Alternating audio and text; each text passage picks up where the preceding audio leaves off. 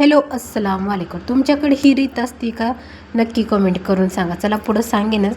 मग आज मी बनवली होती आंबील. त्याच्यासाठी थोडंसं लसूण, जिरं आणि कोथिंबीर बारीक करून घेतली आणि ज्वारीच्या पिठाला थोड्या वेळ शिजवून घेतलं. मग ताक केलेली होती. ताकमध्ये मी बारीक केलेलं सगळ्या गोष्टी ॲड केल्या आणि नंतर ज्वारीचं पीठ चांगलं शिजल्यानंतर त्याच्यामध्ये ॲड केलं आणि त्याला छानपैकी मिक्स करून घेतलं.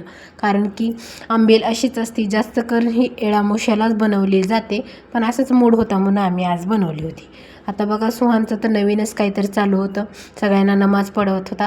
सगळे लाईननं नमाज पढत होते. आमच्याकडे अशा प्रकाराची रीत असते की कुणी पहिल्यांदा घरी आलं की त्यांना साडी नेसवायची. मग माझी आजी माझ्या लग्नानंतर फर्स्ट टाईम घरी आली होती आणि माझी मम्मीही. त्यामुळं माझ्या सासूबाईंना दोघींनाही साड्या नेसवल्या.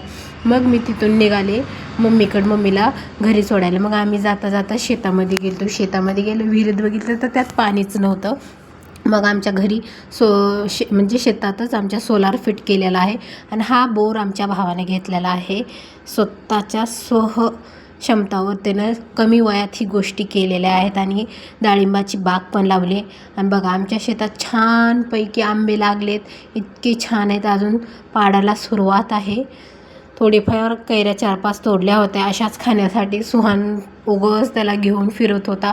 बघत होतो आम्ही की कुठे कुठे काय काय आहे. मग फिरलो. इतकं ऊन आहे शेताकडं आणि गरम बी खूप होत होतं, पण छान वाटतं शेताकडे गेल्यानंतर. मग संध्याकाळचं जेवण करून मग घरी जायच्या तयारीने निघालो होतो. सगळ्यांना बाय बाय करत होता सुहान आणि व्हिडिओ कॉल बी त्याच्या आंटीसोबत चालू होता. मग मम्मीला आजीला वगैरे बाय केलं.